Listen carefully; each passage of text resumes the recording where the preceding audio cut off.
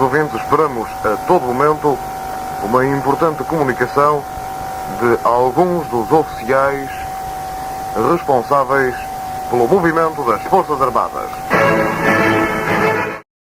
Olá, bom dia, bem-vindos ao podcast Chega às 9. Eu sou Pedro Ferreira Cavaco e comigo estão a Sandra Faria Vitorino e a Cátia Gervásio, a quem cumprimento. Bom dia, bem dispostas. Muito bom dia, sejam bem-vindos a mais um episódio. Bom dia a ambos e vamos lá, a mais um episódio do Chega às 9. Muito bem. Ora bem, no episódio de hoje falamos do 25 de Abril de 1974, sua importância, mitos, apropriação política, data e confronto entre a realidade verificada e a pretensão inicial, e por ser impossível dissociar, falaremos também do 25 de Novembro. Minhas caras, vamos então entrar no debate. Relativamente ao 25 de Abril, existem sempre mitos que vamos tentar desmistificar. Muito bem. Muito bem. Então, eu vou começar aqui com uma questão que é: as mulheres adquiriram o direito ao voto com o 25 de 4 de 1974. Consideram que é um mito ou é uma verdade? Acho que é verdade. Verdade. Verdade também. Mas não, é um mito. A primeira mulher portuguesa a votar foi a Carolina Beatriz Ângelo, que era médica, era viúva, tinha mais de 21 anos e tinha uma filha menor a seu cargo. Portanto, ela cumpria todos os requisitos e por isso conseguiu votar em 1911. Imaginem, muitos anos antes de 1974. As mulheres podem votar, na verdade, todas as mulheres podem votar, ou seja, as mulheres começaram a votar desde 1931, com a quinta alteração eleitoral em 16 anos. Portanto, esta é então uma que na verdade se diz sempre ser verdade, mas é um mito do 25 de Abril. Um mito. Exatamente. Agora, mais uma. Em 1964, 10 anos antes do 25 de Abril de 1974, o PIB, o Produto Interno Bruto, era quase o triplo, ou seja, 5,4 do que 50 anos depois desta marca histórica. Ou seja, em 2024, desculpem, tínhamos 1,9. Consideram que isto é um mito ou é uma verdade? Isso é difícil. Acham que éramos mais ou menos, ou que agora somos menos? Eu vou pelo mito. Eu também, mito. Ok. Também acham que é um mito. Está errado. Uma vez mais, estou errado. Não acertamos uma, Pedro. É verdade. Ou seja, isto é uma verdade, porque em 1964 o Produto Interno Bruto era de 5,4, 10 anos depois, portanto em 1974 era de 0,1, em 84 teve um valor negativo de 1,3 e depois foi subindo, portanto tivemos em 1994 e em 2004 1,8 e isto significava que em 2004 estávamos no 24º lugar do ranking da União Europeia. Aos dias de hoje, portanto, o último de 2024, o nosso PIB foi de 1,9, portanto, reparem bem aqui a diferença, em 1964... Estamos bem piores agora, então, ao nível do PIB. Sim, na verdade, se aqui fizermos as contas, quase 3 vezes pior, não é? Porque tínhamos 5,4 em 1964 e hoje temos 1,9. Apesar de isto nos dar aqui um 11º lugar no ranking da União Europeia. Portanto, lá está, é aqui mais uma desconstrução daquelas questões que por vezes são muito usadas, mas na verdade, depois quando se vem a confirmar, não é bem aquilo que se diz sobre o 25 de Abril. Olha, agora para vocês. Foi tudo planeado com cravos. Acham que é um mito ou é verdade? Não percebi, desculpa. Foi tudo, neste caso a Revolução do 25 de Abril, foi tudo planeado com cravos. Acham que foi um mito ou acham que foi verdade? Mito. É um mito. É porque faleceu recentemente a senhora dos cravos. Exatamente. Os cravos foram um gesto espontâneo de uma funcionária de um restaurante que os distribuiu aos soldados e tornaram-se depois um símbolo da Revolução, mas não fazia efetivamente parte aqui do plano original. Mais uma. E última, aqui dentro do registro do mito ou verdade. Foi uma revolução sem violência. É um mito ou é verdade? Mito. É um Tu, mito. Cátia? É um mito, efetivamente.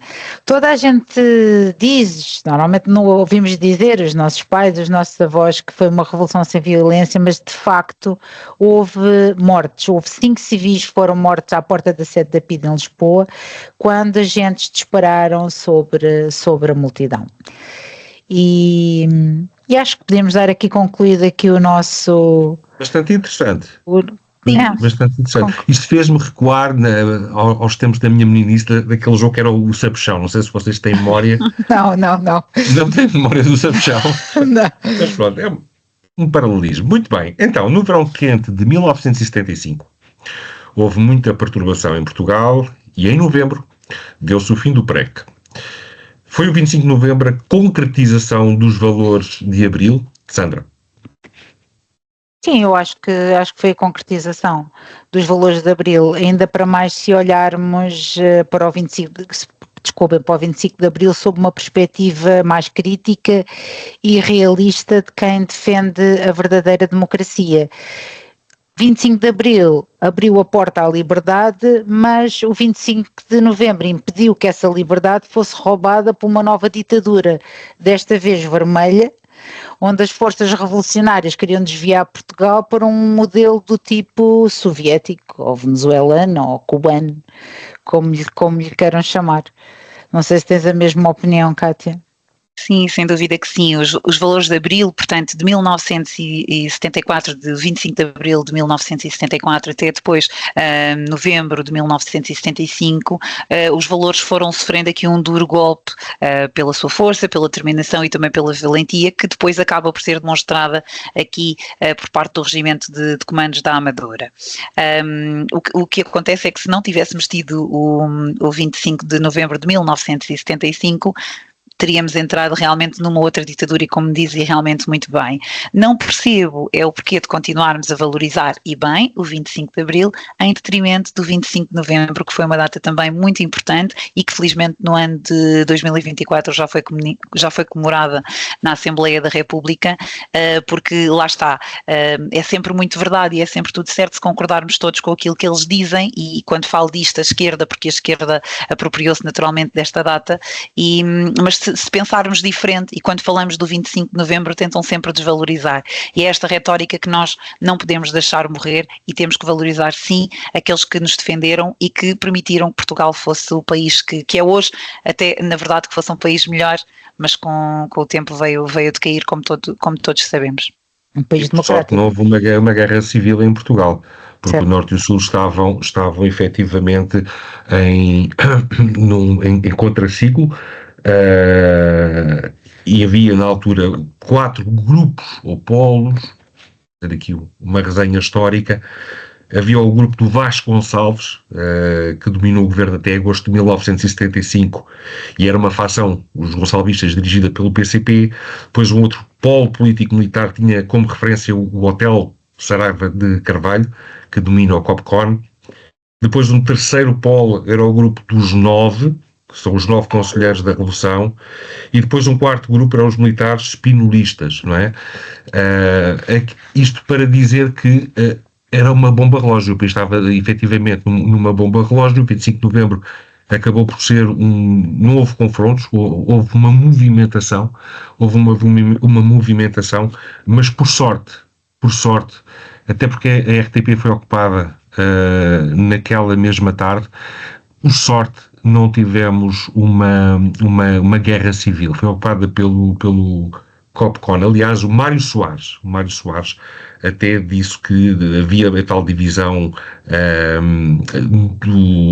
do país, portanto era uma espécie de um país partido em duas metades, e aquilo que o Mário Soares disse mais tarde foi que se tem vingado o Copcon, portanto a tomada pelas forças da esquerda, o Norte viria e tomaria a Lisboa de forma militar. Portanto, tivemos mesmo à beira de uma guerra civil. Por sorte, ela não aconteceu.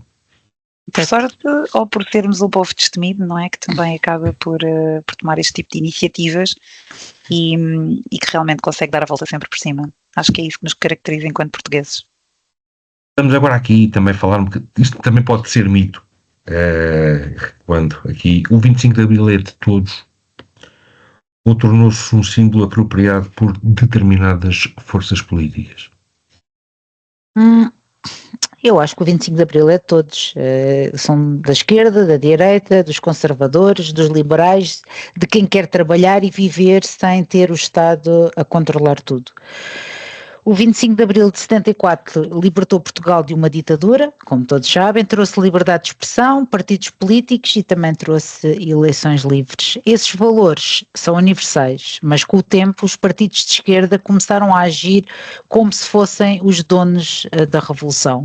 Hoje tentam impor a ideia de que só quem é de esquerda pode comemorar o 25 de Abril e usam a data para atacar os adversários políticos, especialmente os partidos de direita, que é uma coisa que eu não compreendo de todo.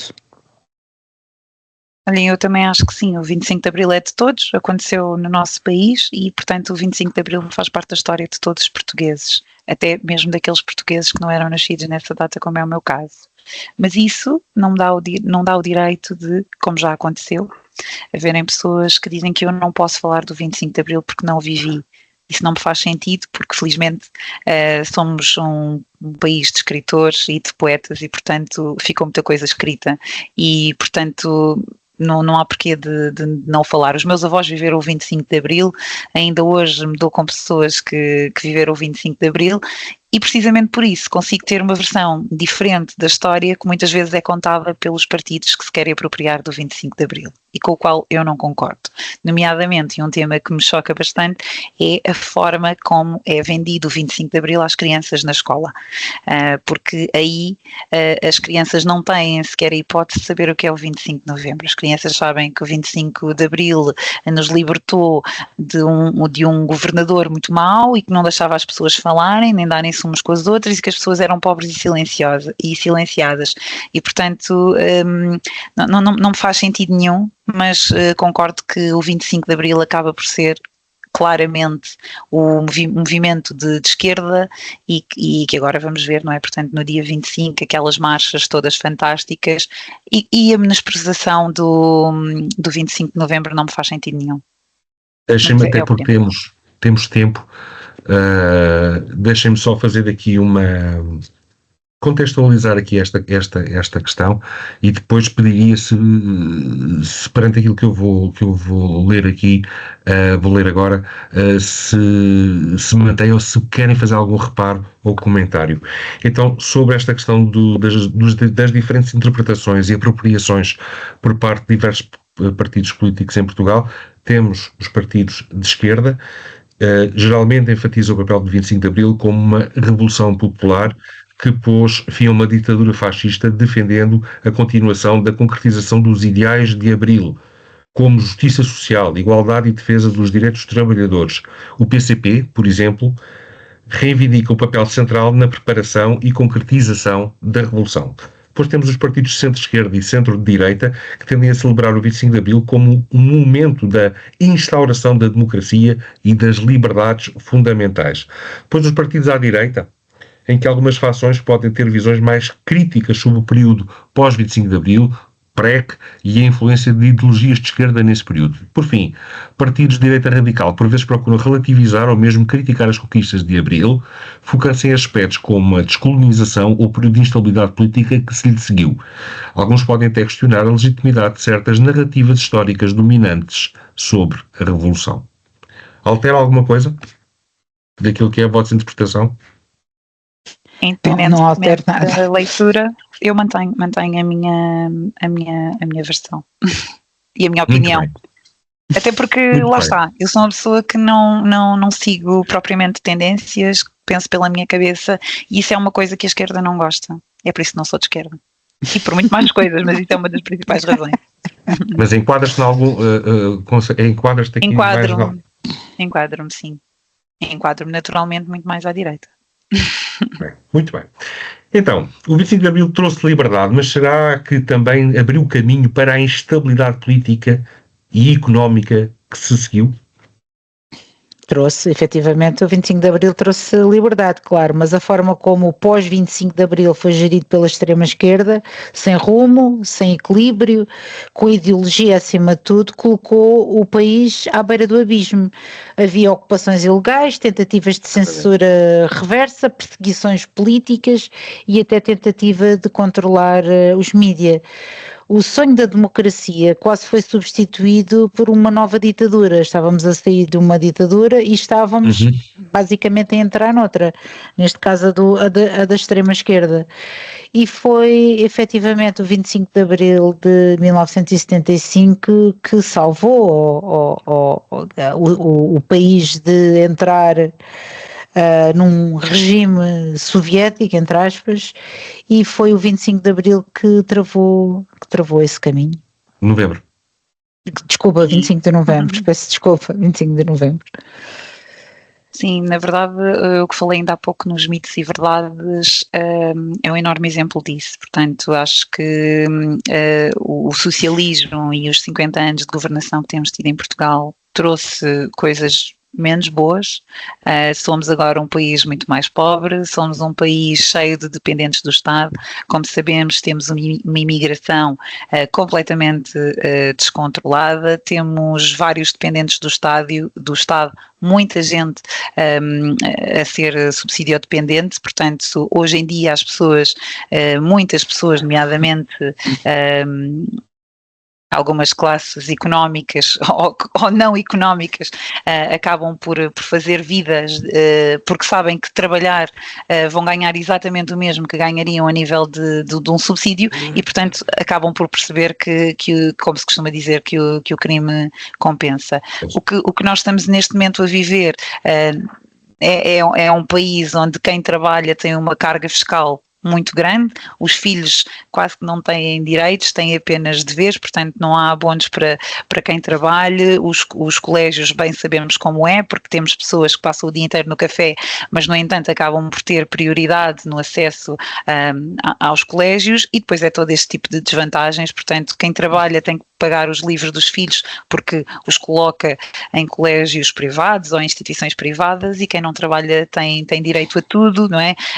Mesmo recordo-me na altura do Covid, o meu filho dizia: mamãe, porquê que eu não tenho direito a um computador na internet da escola? E eu dizia-lhe: olha, porque de facto não fomos incluídos.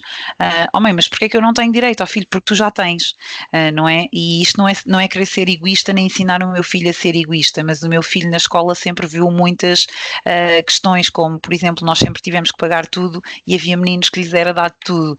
E eu, quando estamos a falar de crianças, até não acho isso mal, não é? Mas desde que os pais tenham uma vida digna, sejam pessoas que trabalham, sejam pessoas que tentam ajudar na sociedade. E muitas vezes não é isso que vemos, que são pessoas que vão ali deixar os filhos, não se importam se vão sujos, se vão limpos, se o que quer que seja, e depois fazem uma vida de café e agarram e vão buscar os filhos depois ao final do dia, mas já muito desgastados. Portanto, acho que estamos mais pobres, claramente que estamos mais pobres. E isso vê-se pelo PIB do nosso país e por todas as indústrias que também temos vindo a perder ao longo dos anos.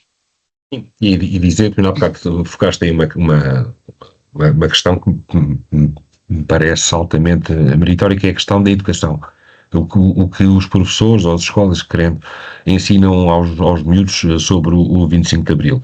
E, portanto, floreiam ali a questão do 25 de Abril, não lhes contando tudo e não lhes contando efetivamente a perturbação económica e política que se viveu no pós 25 de Abril. Essa parte de facto não interessa. A esquerda tende a não querer que esses dados, que são históricos, não constem dos manuais, o que é uma pena, porque efetivamente permitiria que os jovens soubessem muito mais sobre o 25 de Abril, que não está em causa, o 25 de Abril, mas aquilo que se lhe seguiu e a pretensão que era tida na altura pela esquerda e pela extrema-esquerda, nomeadamente, repisar aqui que vocês já falaram, a descolonização, as nacionalizações, a reforma agrária, o PREC, os desempregados chegaram a 320 mil desempregados em 1975. Em 1975, mais de 244 empresas, incluindo bancos, foram expropriadas, nacionalizadas. Também houve expropriações, nomeadamente no Alentejo. ocupadas pelos sindicatos, mais de 3.000 herdades. 3.000 herdades apoiados pelo PCP e com o tal apoio das Forças Armadas. Depois também dizer que as empresas foram obrigadas a aumentar salários dos trabalhadores sem que houvesse o concomitante aumento de preço dos produtos, o que gerou grandes problemas para as próprias empresas. Os imigrantes na altura deixaram de fazer, ou começaram a fazer menos remessas de dinheiros para Portugal, o turismo foi drasticamente afetado e, portanto, lá está, ao encontro daquilo que tu dizias, 1975 representou então uma inversão de 20 anos de crescimento económico do país. Em cima disto tivemos a descolonização e, por via disso, um aumento enormíssimo da população, chamados retornados. Sim. Mais de meio milhão de pessoas entraram em Portugal, só Angola e Timor à data não estavam totalmente descolonizadas. Portanto, alguns dos factos que aconteceram no pós-25 de Abril, mas que não são dados efetivamente a conhecer aos jovens, permitindo-lhes, ou neste caso, não permitindo que eles façam uma contextualização séria e histórica daquilo que foi o 25 de Abril e, nomeadamente, o pós-25 de Abril. Mas, Pedro, deixa-me só dizer isto, é que na verdade o que eu sinto é que isso não interessa. Esta narrativa e a possibilidade de dar às pessoas a hipótese de escolherem aquilo que querem ser, aquilo que querem pensar, dizer ou saber sobre os temas, não é dado a conhecer às nossas crianças, precisamente porque não interessa. Eu lembro-me de ser miúda e, na verdade, as crianças que eram mais desfavorecidas eram postas sempre à parte. E é assim, eu fui para a escola em 1990, portanto 16 anos depois do 25 de Abril, e lembro-me de todas as crianças pobres eram postas de parte, e hoje em dia não, as crianças mais pobres são aquelas que são colocadas na coroa da lua, não é? E tudo isto, e estas coisas que eram feitas 16 anos depois do 25 de Abril, eram feitas pela esquerda que dominava o nosso país, e hoje em dia, não é? É tudo uma inversão. Portanto, eu lembro-me dos miúdos que eram os miúdos do bairro, eram mal vistos, ninguém queria andar ao pé deles, eles tinham piolhos, eles falavam asneirões, e hoje em dia não, os miúdos do bairro é que são bem vistos. São os protegidos. E são os protegidos da sociedade e em tudo, e ser diferente é ser bom. Portanto, e eu nunca vivi isto e sinto-me quase deslocada do meu próprio país, e quando eu me sinto deslocada do meu próprio país, e não estou a dizer que isso era certo, ok? Mas era o que era real e era o que se vivia, e eram 16 anos depois do 25 de Abril. Portanto, não me venham dizer que isto sempre foi assim, porque hoje em dia as pessoas de esquerda fazem bullying com quem pensa diferente, e é por isso que nas escolas se ensina a ser igual. É verdade. Olha, esta conversa está ótima, mas o nosso tempo é limitado, e eu sei, Kátia, que ainda querias dar nota sobre a morte do nosso Papa, que morreu na passada segunda-feira. Eu fiquei triste, como é lógico, era um grande símbolo de humanidade, a meu ver, o nosso Papa. Querias dizer aqui umas palavrinhas relativamente a ele, certo? Uma coisa realmente muito simples e singela, tal e qual como foi o Papa Francisco. Foi um homem de fé, naturalmente, um homem que veio mudar um pouco a Igreja, naturalmente que uns gostaram mais dele, outros gostaram menos, mas acho que foi um bom percurso que ele teve até agora. Lembrar também aqui a imagem da Praça de São Pedro, que eu mesmo atravessou e onde deu homilia na altura do Covid-19, e pronto, só realmente deixar nota que perdemos uma figura bastante importante, uma figura importante da Igreja, e agora aguarda-nos aqui toda uma espera de conhecer quem será o novo próximo Papa. Há muitas hipóteses e também surgem os nomes de alguns dos cardeais portugueses. Honestamente, tenho aqui as minhas preferências, espero que não se siga muito uma tendência progressista, mas vamos ver. Pedro, queres dizer aqui alguma coisa? Não, pegando aqui, não, muito rapidamente, tenho, segundo a Kátia Gervásio em tudo o que disse, pessoalmente nem sempre estive de acordo com algumas tomadas de posição do Papa Francisco, tendendo esta vertente mais progressista, mais liberal, sendo eu um conservador, mas isso não obsta a que eu tenha uma visão sobre estes 12 anos muito positiva, de um homem verdadeiramente de Deus. E dizer ainda que espero que os bons ventos do Espírito Santo continuem a soprar sobre Roma, porque os últimos papas têm sido extraordinários, todos. É verdade. João Paulo II, Bento XVI, apesar daquela frieza, um pensador extraordinário. Lê-lo é uma delícia. E agora Francisco. Espero que os bons ventos continuem a soprar no Vaticano e que o próximo Papa seja também ele um grande Papa. Muito bem, pronto. E assim vamos nos despedir. Chegamos ao fim de mais um episódio. Da nossa parte, como sempre, foi um gosto. A todos aqueles que nos seguem, um grande obrigada. Façam like no nosso canal e partilhem-nos. Até de hoje a 8 dias, às 9. Bom dia para todos.